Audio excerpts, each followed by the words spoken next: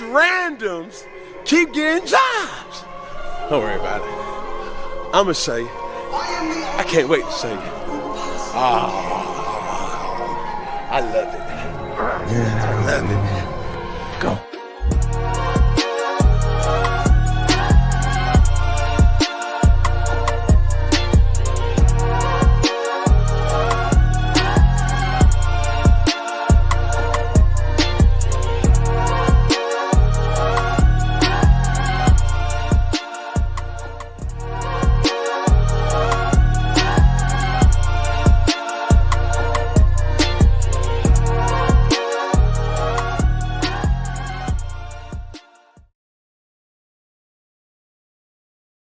It would help if I brought myself in, right?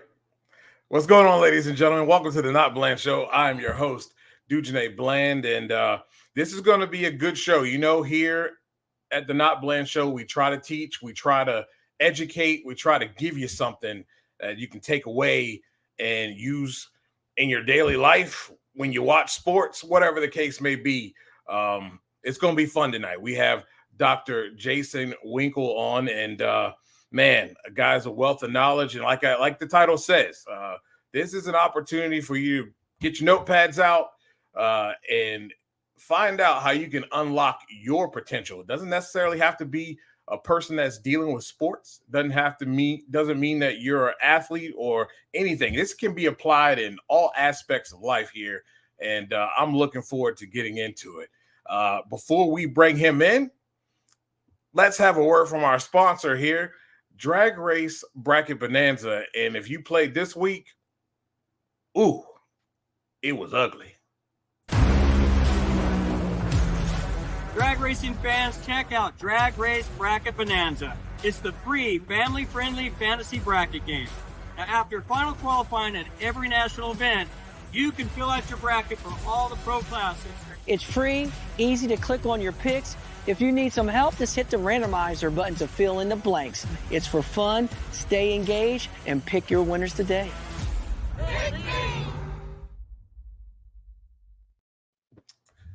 I need to start saying this at the beginning of the show, but remember, like, subscribe, tell a friend to tell a friend. And without further ado, we have Dr. Jason Winkle. How's it going? Dujane, great to see you, man. Thanks for this honor. Good to be here.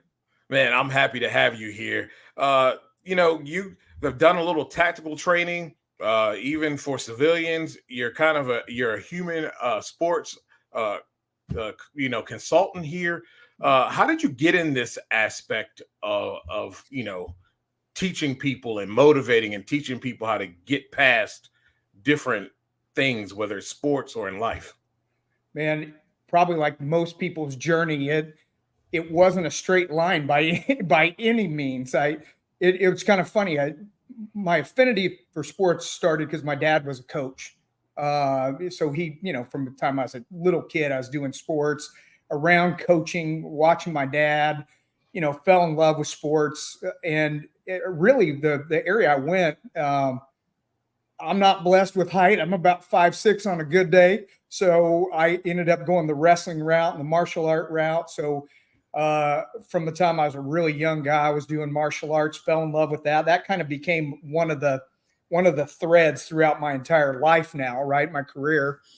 And did that, end up going to school, studied philosophy as an undergraduate, fell in love with that kind of game. And that evolved into an affinity for leadership and the philosophy and sociology and psychology behind why people do what they do. How do people lead? Why do they follow? And then that turned into kind of a focus on performance and how do we raise not only our own performance, but the level of performance of a team. And so that became kind of a second thread. And then, in between all of that, I had these incredible opportunities where, a lot of it was luck, being in the right place at the right time. A lot of it was knowing the right people, having friends like, run into being introduced to you, or running into Caleb Cox, who's been a thread in my life and, introducing me to different people. So it was kind of a conflation of all those things coming together that ended up, my martial arts stuff turned into tactical stuff. I ended up kind of making a name for myself in the tactical world. I ended up getting a job as the director of combatives at the United States Military Academy. I taught all the hand-to-hand combat, last 3 feet of the battlefield type stuff. I was a civilian the whole time. So I had, lost a kidney when I was a kid. And so the military was outcome from, my father was in the military as well. So it was just all those things, growing up boxing, growing up doing sports, growing up doing martial arts, loving performance and all those things. And man, it just kind of had its own life and took me on a couple different paths to where I've finally kind of settled now. I ended up becoming a faculty member and academic, really was what I've done for 27 plus years, researching high performing teams, looking at leading in high stress environments, the kind of things that you talk about with drag racing or in football, these performance on demand moments, where when the light goes green, there's no excuses, right? It's point click. You got to perform. So that's kind of, I know that's kind of a crazy story, but that's kind of how it all evolved. Yeah. And, we talk about, I'll go back to something you brought out when you talk about leadership. Some people aren't leaders, right? And maybe they aren't leaders at first. Can you make a person that maybe is not a leader be a leader? And then are you able to also, those who are leaders, what are some of the characteristics that you have seen throughout your, time consulting and training and teaching people that you've seen that makes a really quality and good leader? Well, thanks for asking. I think I wish more people asked that question, because the answer is crystal clear. The answer is absolutely leadership can be learned, right? Because leadership it has nothing to do with a position or title, or, whether you're we're talking sports, whether you're a team captain or a senior on your football team or whatever it is, right? Whether you're a star player, that doesn't make you a leader. What makes you a leader is doing the things that leaders do. So the next question should be, what are those things that leaders do? Well, at the most fundamental level, it's behavioral based, right? And I always tell people, you can break it down into 2 things to kind of get us started. It's being a good communicator, and it's being a good decision maker. And the communicator part comes from you developing your emotional intelligence, understanding what emotions you're having and how to kind of put a governor on that to kind of control your emotions, and understanding and being able to read other people and kind of knowing where they're at, and then taking that knowledge and having it help inform you on how do I connect with this person? How do I assist this person? How do I grow or facilitate or nurture this relationship? So that's part of the communication piece, right? The other piece that, since you're asking about characteristics, right? We could also say that a good communicator is anyone that gives receipts. Like, you tell me something, Dugenet, and I go, okay, well, here's what I think I heard you say, right? That's a receipt I'm giving you. It's not me agreeing necessarily with you. It's not me disagreeing. It's just making sure that there's actual communication that's happened. So that's the good communication piece. And then on the good decision-making piece, well, that's got so many facets, right? It's like, do I have a growth mindset? Do I have an abundance mindset that, I always tell people, candle loses nothing by lighting another, right? The room is brighter. So if I can get smart, capable people around me and not worry about who's getting the credit, well, now I'm leveraging much more than Jason Winkle's capacity to work through things, to think through things. And I'm recognizing people and their talents, which always elevates people, right? Yeah, because we're all gifted with things. We all have value, and a good leader sees that, and leveraging people's gifts and perspectives and ideas. Well, there's your good decision making. So, we can really look at this from a behavioral kind of platform and say, leadership is truly about doing the things that leaders do, and that's communicating. And I always tell people that the 3 things, and then I'll shut up because I tend to give long answers, but the 3 things that all high performing teams display, I mean, the research is crystal clear. when you ask them to describe themselves, right, their team, whether this is a racing team, a military unit, a healthcare unit, a football team, doesn't matter, right? People say our team trusts, respects, and cares about each other. That's it, right? So a leader's job, in essence, all of our job, because I think there's so many barriers to entry because we have all these myths in our head and in our culture about what a leader is, right? Right. Job of a leader is to foster trust, display respect, and demonstrate care. When you do that, in essence, de facto, you're a leader because you're demonstrating the behaviors that leaders demonstrate, and everyone on every team out there benefits from that. Right. Exactly. And there's something else that I really grasped from that. And it's the ability to give receipts. Yeah. Do you think that in whether it's in the workplace, whether we're on the football field, whether we're talking about crew chief, co-crew chief, baseball manager, are those some of the things you see that reason why coaches and leaders fail is their inability to be able to give receipts and not be dictators? Yep. I mean, you nailed it right there, right? You go into consulting with me because that's a message I tell teams all the time, because you can watch a team for a very short amount of time and you can go, well, there's a ego barricade right there. Some guy can't hear you, right? Because his ego's too invested. He's not going to give you a receipt because he's already dismissed what you've said. Now he's not even listening, right? So there's a variety of different barriers to entry to giving receipts, right? And some people are like, you take an interview like what you're doing with me. I'm sure I sure will try not to do this, but we're all guilty of it sometimes. Like, you're having a conversation with someone and you're sitting there thinking about, what am I going to say next, rather than listening to what the person said and then responding to that. It's almost as simple as that. And if you can get rid of the ego, if you can get rid of some of the maybe some of the social anxiety or whatever it is, to pause before you reply, to really hear what someone said, to think about it, and then respond, right? It's taking that breath to absorb. Then I can give you a receipt. And my receipt will be, hey, Dujane, is this what you meant? Or like you just did to me, hey, one of the things that you said that really stood out to me was this idea of giving a receipt, right? That's a perfect example of a guy who isn't thinking about what he's going to say next. He's like, he's hearing you. And he's like, I want to know more about that.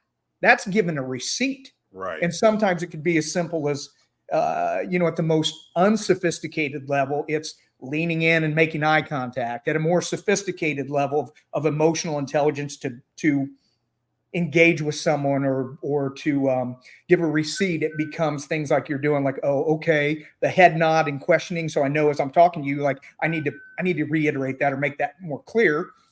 Or it's what you did there at the end, which is asking me to elaborate further on something. So yeah, I see that on teams of all kind, where we get stuck in our own head, our own vision, our own desire. And who knows, man, maybe we missed out on some really important intel right then that just could have taken us a different azimuth, but I'm too busy thinking how I'm going to respond to you because I didn't like one thing you said. Right. I'll use this example, ladies and gentlemen. Most of cover the NFL, but really do cover the Commanders. Last year, Ron Rivera brings in a offensive mind and Eric Bieniemy. He has a voice, and he is very vocal with his teammates, with his guys that he coaches on offense. Well, he clipped his wings right in the first press conference. And you mentioned something about in being able as a leader to see other people's traits and then allowing those things to elevate, and not making your voice be the only voice being heard. I think that's a failure. Many reasons why, and we know this from being in the locker room, that Ron wanted to be the only voice in the room, didn't matter about anything else. And when you clip your guy, well, now the guys around him that he has to lead doesn't respect him now. Yep. Because Yep. you just took that away from him.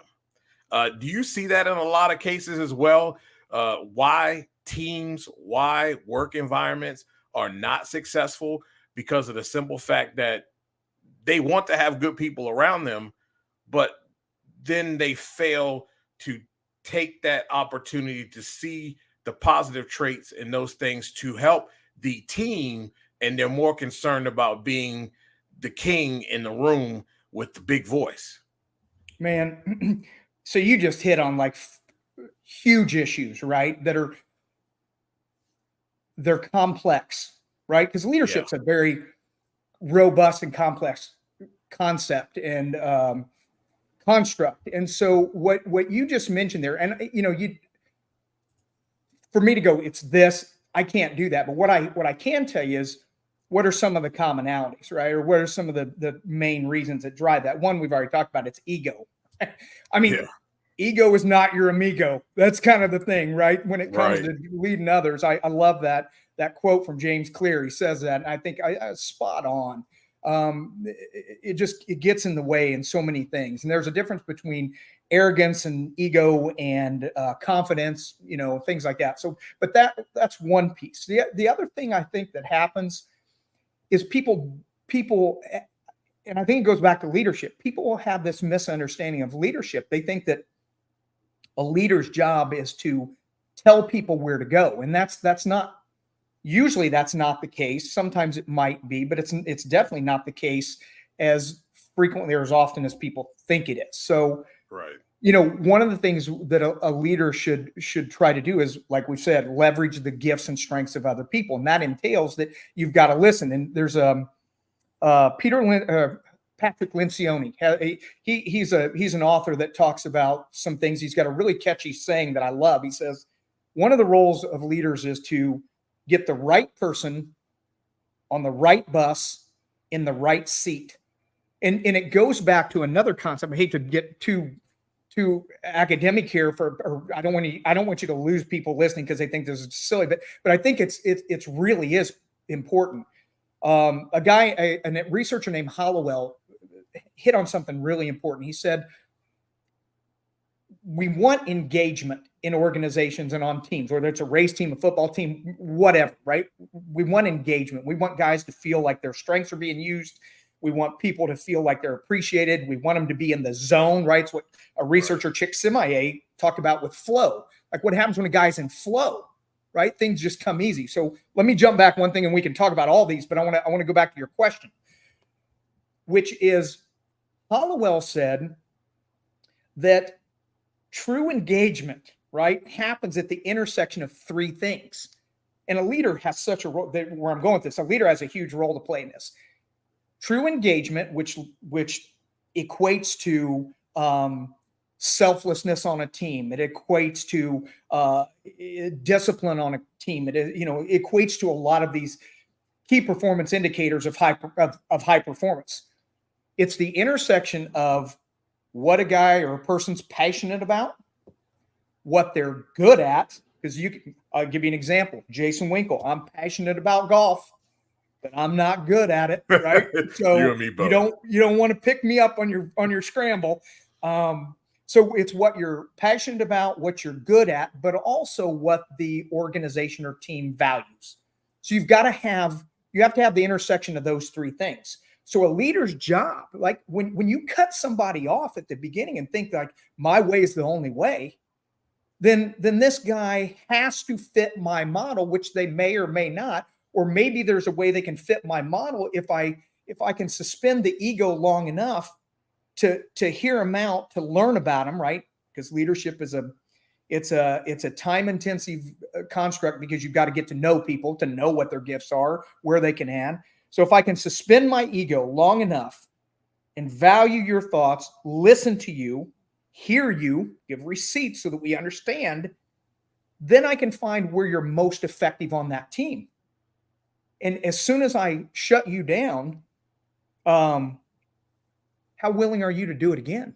how willing are you to let me in to know your gifts and strengths, right? It's just Right. like, I saw a clip. I wish I could think of the name of this or who it was, but I saw a clip after a game in a locker room, and they were all hyped up because they won. And it was a rookie, and the rookie goes, guys, we he just caught himself saying something as a rookie in the after the game in the team huddle, and he said something, and then you saw this young guy's face that like, oh no, I just stepped over my bounds.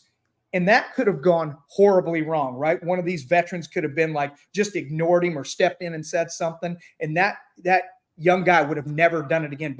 But a veteran on that team had incredible emotional intelligence, and instead he looks at him and he goes, yeah, all right. And it was beautiful. And you saw this leader being born there, because it was like, yes, we listen. You are a valuable part of this team. And the whole team saw it, right? Because what a leader does, leaders model the behavior they want repeated. Period. I mean, that's how it works. So that helps people that are ignorant. And I don't mean stupid. Ignorant means you just maybe don't know what a leader is supposed to do. So you model the behavior you want repeated, so that somebody does it and they know. And it also tells you who's insubordinate, who's not going to be a team player, because you can tell those things very quickly. And then as a leader, you can address those two different people in very different ways, because you need to, right? One is toxic and doesn't want to be part of the team. The other one wants to be part of the team, just doesn't know how. So is that, I hope I got to the essence of what you asked. No, that's clear. You talk about leaders and being able to elevate. Now, this is something we see it throughout, whether it's leagues, across race teams. What is that leader missing when he's unable to put his players or team of guys or a team of whether it's tactical, whether it's SWAT, in the right position, that they all will flourish, because he's visually seen that. Obviously the receipts he's giving back, he's getting that understanding. What is that leader missing? Because we see this often in sports, right? Yeah. We see it often even in the workplace, that you kind of pigeonhole a person, and you put them in a position, and then you want to be harsh on the results, but it's clear that you're not seeing what they're actually good at, and you're not putting them into position to be successful. Yeah. And in that's the $1 million question, right? I mean, it really is, because not only I always tell people, leadership is a function of three things, right? You're going to see a lot of these things. I try to put them in chunks of three, because you can take the research and you can kind of sift it down into kind of big areas and chunks to kind of wrap your head around it. And when it comes to leadership's always and this gets to your team point, leadership's always a function of the leader, the follower or followers, and the situation, right? You have to have all three of those elements to have leadership occur. Yeah. And a leader let's give the leader the benefit of the doubt. Let's say the leader's doing everything in their power correct. You still, to reach peak performance, you still have to have all those followers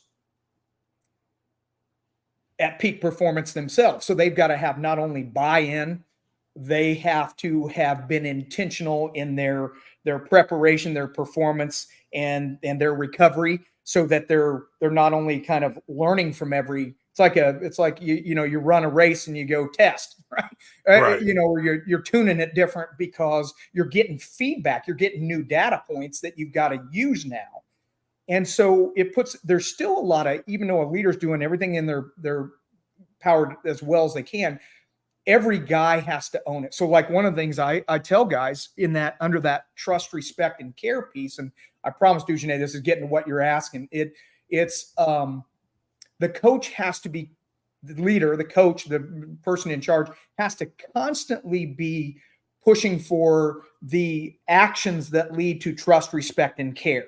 right? I mean, that's the magic elixir, believe it or not. And you'll probably hear me say this multiple times because I believe it to my core. I've seen it. So when you see teams that don't have it all together, and you're seeing a coach that's really struggling or a leader that's really struggling, I always go back when I'm working with them and I go, okay, let's talk about trust. What builds trust? Well, trust is built through consistency of effort, like getting all those guys showing up every day, giving their best. How do you do that? Well, it's different for every guy, right? But we've got to get them to buy in. We've got to get them engaged. We've got to make sure they feel appreciated, part of the team, that their role, the thing in the military that we talk about all the time is every guy's role is critical to mission success at some point in the engagement. So how do you help a guy understand that? So the consistency of effort showing up every day demonstrates this trust, right? Because you know how this guy's going to behave. I know he's going to show up. I know he's there even when it's 2-a-days in football, it's 120 degrees on the track, or whatever it is. You're showing up every day, giving your best. That's one piece. Second piece is these guys have to earn respect. They've got to understand and execute their role to the best of their ability. And that's talking about understanding how my role is critical for mission success. So a coach is constantly talking to his guys going, hey, you got to understand that I need you to be the best you can be. Are you doing all the things that you need to be to walk in on game day or walk in on race day and be ready to roll? Performance on demand, right? Paying attention to that performance curve and being prepped for it.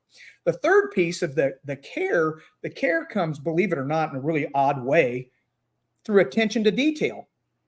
And here, a coach is always talking to guys about, listen, I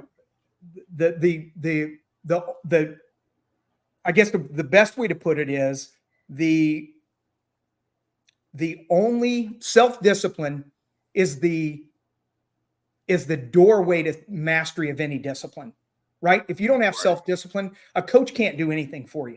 Right. A leader can't do anything for you if you don't have the self-discipline. So what are coaches doing all the time to grow, facilitate, to encourage and reward self-discipline so that a guy pays attention to the details so he gets his stuff in line? And on a team, what happens is once I start to get, I would say you got to lead me before you lead others, right?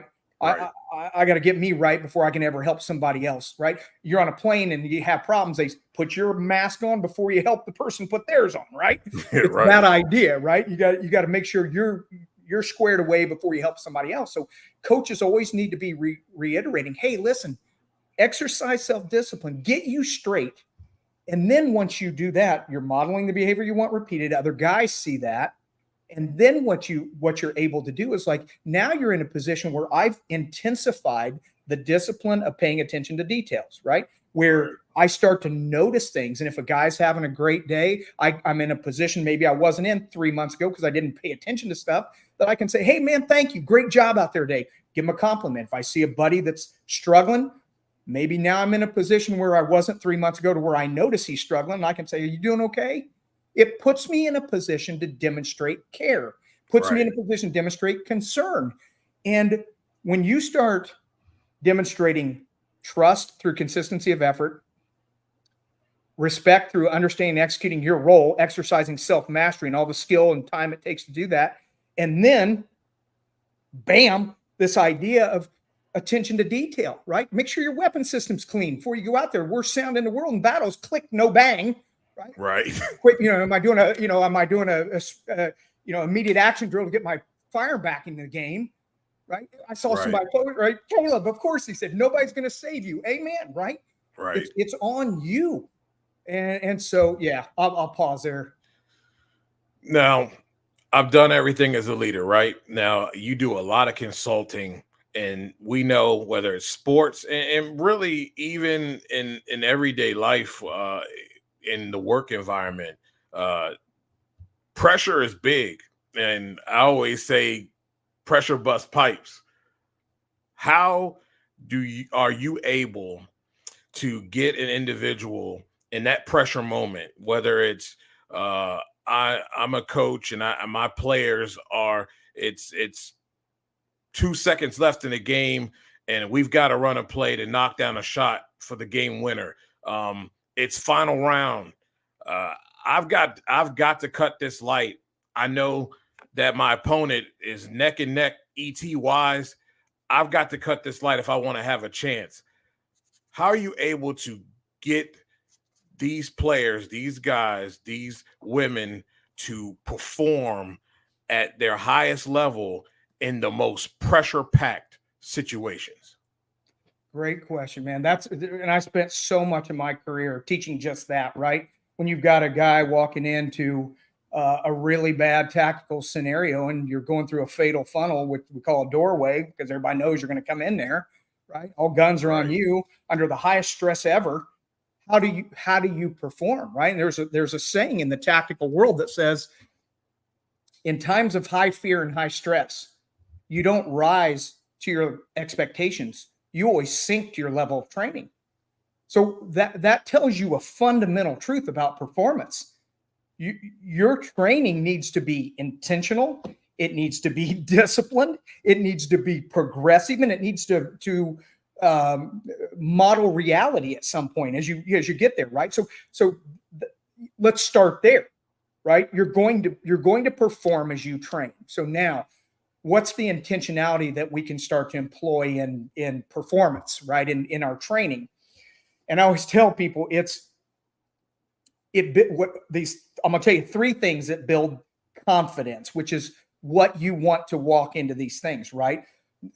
Confidence is one of these things that it allows you to perform at that level you're used to performing at, right? So I don't want to go too deep into that before I say this. So here are the three things, right? That a lot of I'm not saying all the research, a lot of the research bears out that says, if you want to perform in this world of performance on demand, right? When it's go time, it's go time. You need to monitor your self-talk. And this is stuff that, right, for you to perform well in the future, you needed to have trained well in the past, right? That's what we're getting at here. So you're conditioning yourself. All these things I'm about to tell you have to be habitual, or in that moment when you're standing at the free throw line, or you're standing at the tree and it's about ready to go green, right? You're too late, right? Too late then, right? Then you just hope the fairy godmother's there with the wand ready to bonk you for luck, because it's not going to be consistent. So the first thing you have to do is monitor your self-talk, because we have so much chatter going on in our brain, most of which, unless you've been very gifted or whatever, a lot of it's going to be disempowering. A lot of it's going to be, not positive. And so when you talk in your head, it's typically in like, oh my gosh, what's going to happen? Or this guy's going to dominate me. How do I keep this guy from beating me? This, well, your brain's going to go to work and give you a solution set that's not going to be helpful in that moment, right? Right. So when you condition yourself to, as you start to go into these situations, when I recognize I'm having negative self-talk, or I'm framing something in a way that isn't useful, I pause and rewrite or reframe that thought into something that'll give me a solution set that's useful. And then I can apply that in my training leading up to that point. Okay, so that's kind of the preparatory stuff, that self-talk. But it happens, you're standing at the free throw line, helps all the time, right? You're standing there getting ready to kick the game-winning field goal, right? Or whatever it is, right? Right. So that's one thing. The other thing that is critical is visualization, right? Are you, give you an example, Cruz, right? Cruz is great. The highest level athletes, ask them I haven't met a high level athlete that doesn't do visualization, right? Right. It's those mental reps, right? By the time you go to battle, I've faced you 5,000 times in my mind and you've never even had a chance ever. That gives me a whole different confidence level, right? So the visualization, going through it, breaking it down slowly, we could talk about that all day, right? But that's kind of the second thing that goes into your question and that moment of truth. And then the most probably important thing is people are going to this is the big buildup and now the huge letdown. It's your breathing, right?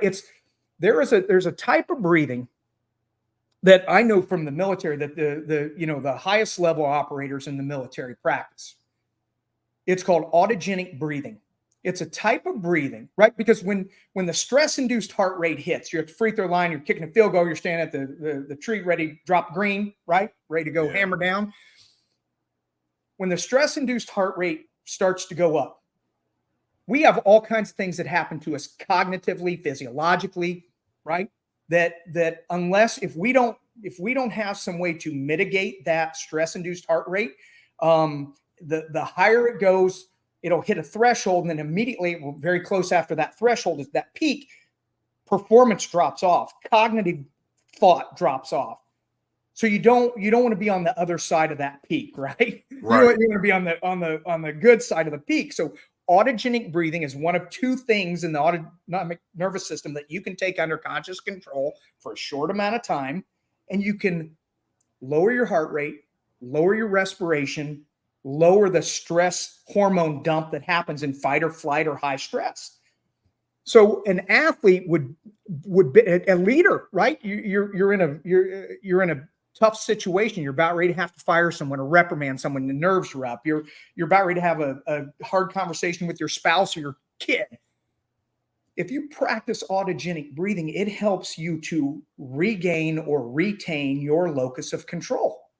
So before, as you know, you've got the game-winning shots at the foul line. So as you're walking up before they hand you the ball, you begin autogenic breathing, just like that special operator standing at that door as he approached that fatal funnel and standing there waiting for the breacher to go, stand by, stand by, stand by, and bam, that door to blow in, and they go, boom, come in that door. They're doing autogenic breathing. They're slowing that heart rate, slowing that hormone dump so that they can think clearly. They can perform.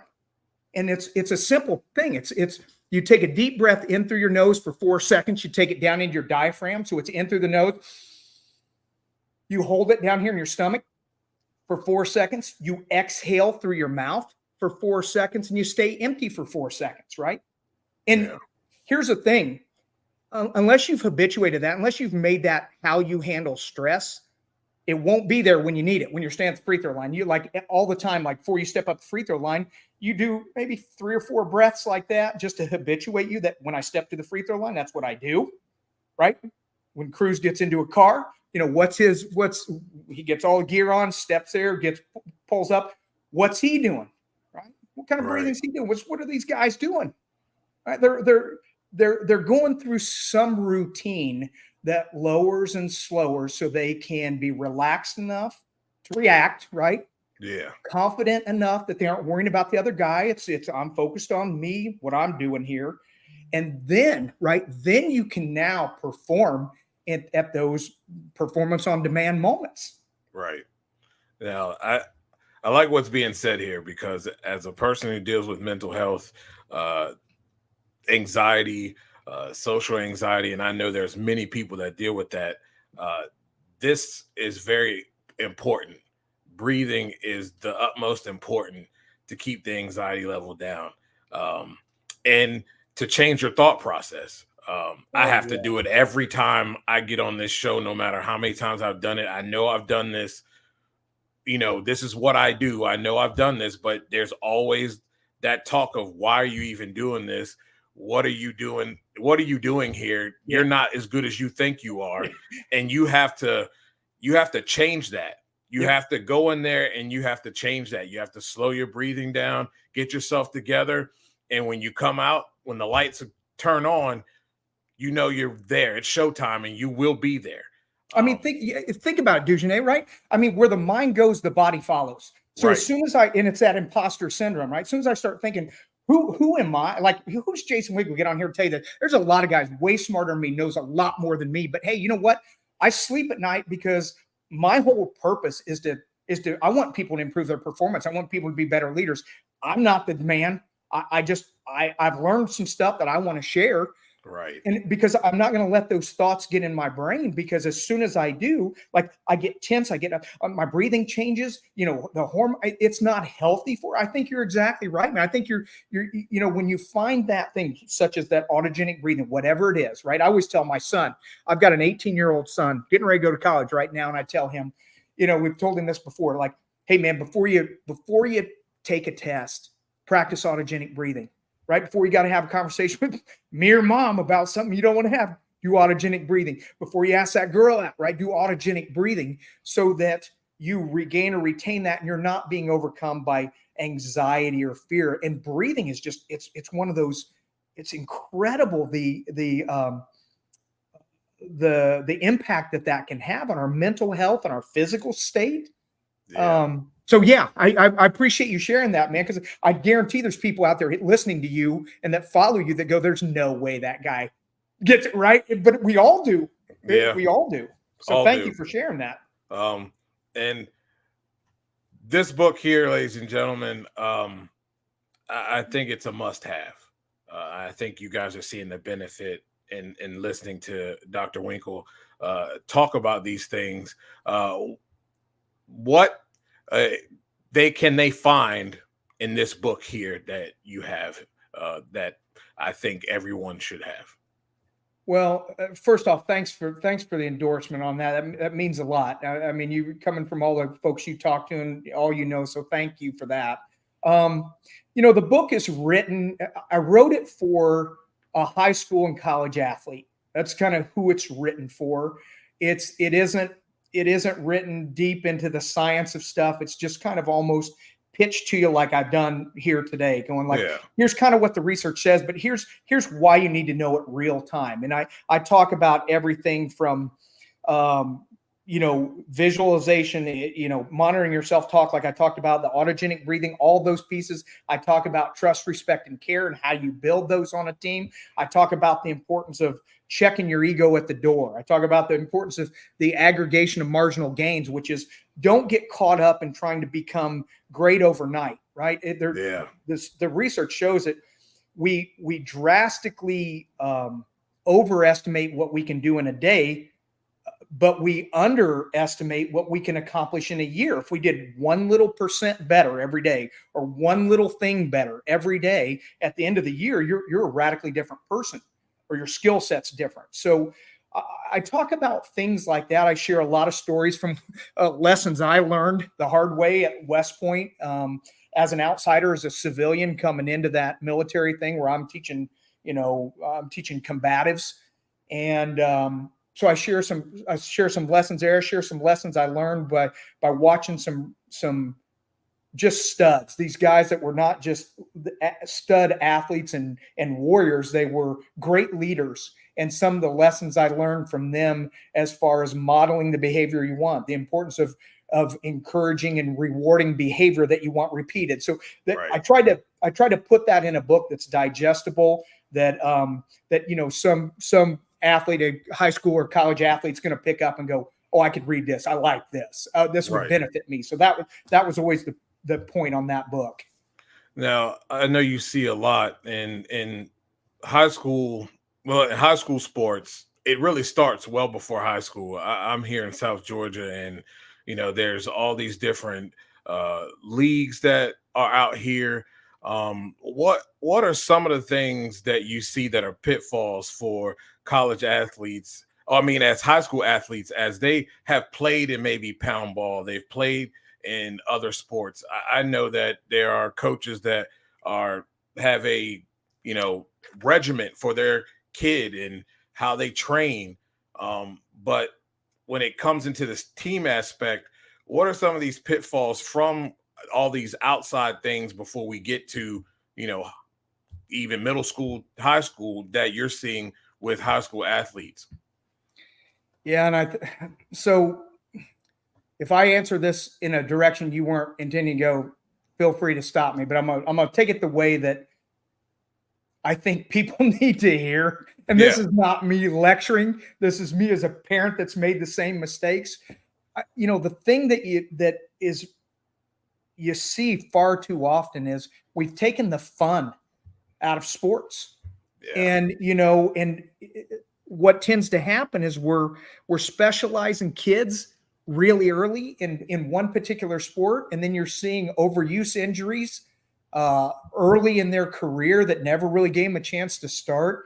I really think there's something to be said about keeping the young stuff fun, keeping it in attribute development. Like one of the things, like I told you, martial arts has been my common thread through life. And I was one of my instructors is Dan Inosanto and Larry Hartzell, which were both students of Bruce Lee, right? Which everyone knows Bruce Lee. So if you look at Jeet Kune Do, which is the art that Bruce Lee kind of evolved and developed. One of the most brilliant things about it was this idea of attribute development. And attribute development simply means like you train to become a better athlete, a better martial artist, right? Which is, from the martial art perspective, you can make the cognitive leap to any sport, right? But from a martial art perspective, that's hand-eye coordination. It's reaction time. It's kinesthetic awareness, knowing where my arms are in relation to my core, right? Knowing, do I have the coordination to do circular movement, right? Do I understand the lines of attack, the azimuth of movement? And if I see something circular, I can pick it up quickly because I see the movement of the shoulder. I watch the movement of the hips. And so that type of martial art teaches attribute development, which now I can take what I've learned in the martial arts and I can apply it to any sport.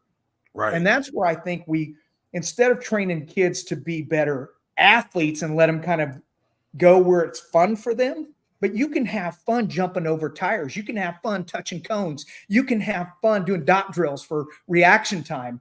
And you're making that kid a better athlete all around. So that's one thing. The other thing that may get to the other side of maybe what you were asking, again, if I didn't get this right, we'll go back around, but is this idea, like I tell young folks in sports, I said, your number one thing at the high school level is to be coachable. That should be your number one thing. Be coachable. And it's amazing how many young folks don't understand what that means. So a lot of times you've got to articulate, like, what does it mean to be coachable? And then at the collegiate level, I always talk about be a professional, right? Because now you know how to be coachable. Yeah. You should, right? Right. We can have a lot of conversations about that. But I think the high school level is teaching you how to be coachable. I think the collegiate level is teaching you about being professional, right? And this should all be part of it. But what's it mean to be professional? Well, it's kind of funny. Well, it means somehow you have to retain your passion, right? To be a professional in anything, you got to be passionate about it. Right. You need to be prompt.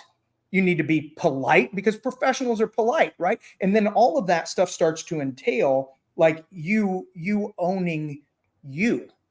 And right. I'm not just an athlete. I'm a person, and I want to be a person who's adding value, not just to the sport, but to my team and to life. And that's where being professional, and then that translates for the folks that don't go past college, it translates into life, into a job, into a marriage, into a relationship. I mean, all of those things that I think really, because the coaches are, and a lot of coaches are great at all this, right? I'm please don't think I'm taking shots. I know coaches that run circles around me and even understanding this stuff, but I think we would do well to help high schoolers be coachable, to help collegiate players be professional. And then we're setting up a society to benefit from the characteristics that sport teach, right? Teaches you to be coachable, teaches you to be professional. Well, wow, whether your sport career continues or not, you now you're an asset to the world, because you've been through a sport, you've had to work as a team, you now understand communication, hopefully you understand good decision making. You've been in these spots that now have positioned you to go out and be an asset, not a liability to the world. So I don't know if that's the way you wanted me to go with that. That's perfect. That's perfect, because what you're saying here, I have three individuals that went to school with, know very well. I'll mention them. Keontae Webb Sr., he does a lot of coaching, with soccer, even is involved in football. We have Rico Prout, my guy, Mike Butler. That what you're saying are the things that I've seen. I've seen their high school or grade school men and women go on. They get college scholarships. They are not only great players, but they're great people. Yep. And those types of coaches are special. And it can come from whether it's sports, whether it's cheerleading, whether it's marching band. I've had several good, I call them, they're directors, but I call them coaches, that have put me, sometimes when you need a little bit, you might be feeling yourself a little bit and you need to refocus. They're able to do that, but they're life lessons. And, you don't realize it at the time, but you fall back on a lot of those things when you have great teachers. You went right there. That was a very pointed and very perfect answer that I was really looking for there. Man, Dr. Winkle, it has been a pleasure. And I really hope that whether you are coaching or in life, or you're a player, that you've taken something from today. If you know someone, you have a niece, nephew, if you have friends that have children that are players, I think there's a lot of value in what was talked about today. There's a lot of value, even if you are a coach and you're doing well. There's always room for improvement. We're never, the greats never stay stagnant. We were always learning. And Dr. Winkle, it was an absolute pleasure to have you on today. I learned a lot, and I hope the audience did as well. Well, my friend, you're modeling it well, and thank you for all you do for these sports and everything else. And it's been an honor, my friend. Thanks again. We'll have to have you on during the season. There's a lot of things that go on during the season that I know that you can see from another side, doing what you do. And we'll have you back on. It's going to be a great football season, college football season, NFL season. I'm looking forward to it. Me too, buddy. Thank you. Thank you. Dr. Winkle, everybody. Man, I knew it was going to be good, but man, that was fantastic. And like I said, I hope you guys really learned something today. We can all learn from what we heard today. A lot of good points. I hope you were taking notes. Man, to become better people, better leaders, even just better players within the system. We've learned something here today. Football season is coming up. Thank you, Scott. Thank you for always tuning in. I really appreciate all of you. I saw Ray in the comments. Lonnie was there. We got Caleb in the building. Man, really appreciate you guys. Without you guys, this is not happening at all. You guys take the time to be with me, and you could be anywhere else. And I really appreciate that. Well, if you're not aware, and if you are living under a rock, here soon, we are already in camp. Camps have started, and I'm excited. That means college football is around the corner too. I know everybody is not of the NFL sort, but man, football is finally back. I'm looking forward to college football. High school football here is something else, and I'm excited for that. I was given a note that the Valdosta State Blazers are #1 in the power rankings. Pretty cool. I'm excited for the season. I hope they do well. I'm ready to see them win another natty. If your team is out there, whether you're a Jets fan, a Falcons fan, this is the time where everybody's 0-0 and everybody wants to win, right? Everybody has all great hopes to make the playoffs. There's a lot of parity in this league, and I'm looking forward to seeing what happens as the season progresses. Hopefully we don't have any serious injuries. That's the one thing that takes away and can change a whole entire team. We're going to talk about that as we get into the season. Again, thank you so much for tuning in. This is the Not Bland Show, powered by sportsjourney.com and Everything Nitro, and sponsored by Drag Race Bracket Bonanza. Man, Sonoma's up. So come on over to the Power Hour tonight. We've got Chase Van Sant, and we have Maddie Gordon, the 100th woman to win. That is amazing. We're going to have a good time. I have a guest co-host, Nicole Clark. It's going to be fun, ladies and gentlemen. So come on over. Good night, everybody.